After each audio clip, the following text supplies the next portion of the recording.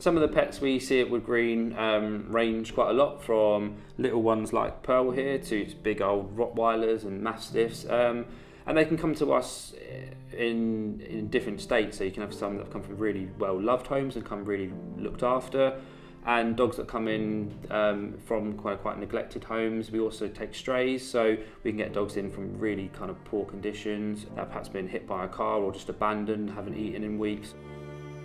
Sometimes I'm very, very shocked by cases of neglect that we see. Some of the conditions the animals are in are absolutely terrible. This hasn't just happened this day or even this week. These animals have been suffering for a long time before we get to see them. Unfortunately, these ones in very bad condition and needing a lot of medical attention are becoming sadly more common at the moment. The vets, nurses and carers that work at Wood Green are absolutely dedicated. They do a fantastic job. If it wasn't for them, these animals wouldn't really have much of a chance. I think Wood Green is doing a very important job. I remember sitting in the car coming out of after my first visit, and the first word that sprang to my mind was professionalism.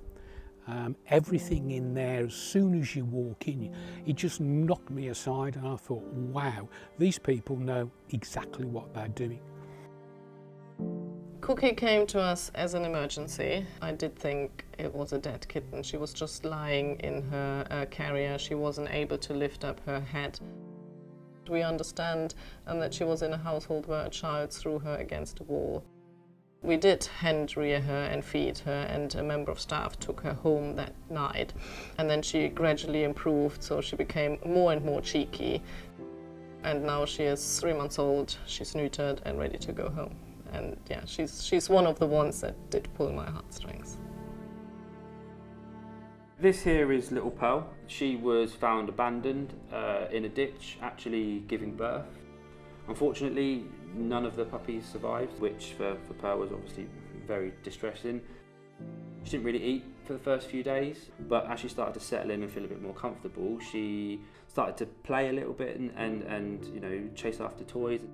I've decided that I'm going to keep her, and that we're going to work with Pearl at her pace to show her the world isn't so scary and show her the good parts of the world. But it's going to be a long journey, but yeah, we'll get there. It can be very difficult to separate your emotions from the work that you're doing, and I've even been in on my day off to see the animals, and even done surgery on my days off, because you do really feel for the poor animals.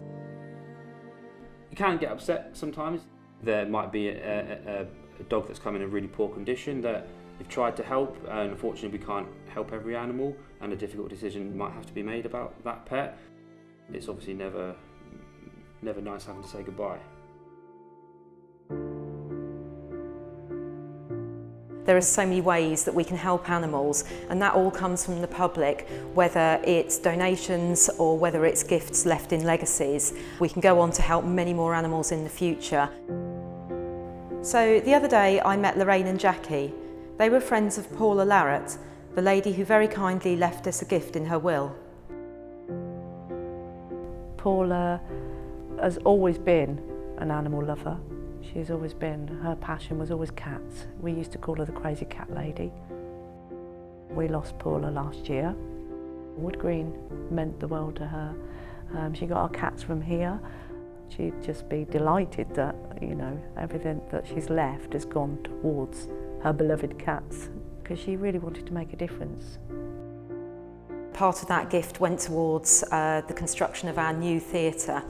And having this extra facility means that more animals can be operated on in a week, meaning that they can get to their new homes a lot quicker than they would have done beforehand. So it's going to be something that we can use for many years to come, so Paula's legacy really is going to live on. We know if we want to come and be close to Paula, you know, we can come to Wood Green. We can see her theatre. And just always remember the person that she was. We do rely on donations and gifts in order to do all the work that we do, and to find homes for these animals and give them the best chance in life possible. Gifts in Wills are so important to our work.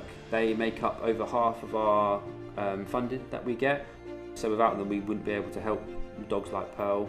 There's a lot of dogs that need that extra bit of love and support, and that's only really made possible by people who leave Gifts in Wills to us. By making that gift in my will, I hope that I can make a contribution not only to the animals that Wood Green are looking after now, but the care of animals in the years to come.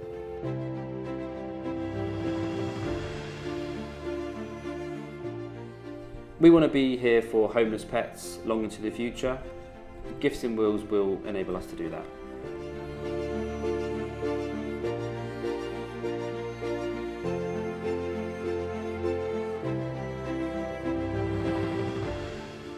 The best part of my job is falling in love. So to me, it's the moment when people come in and they meet the animal and it clicks in that moment and they know it's their animal.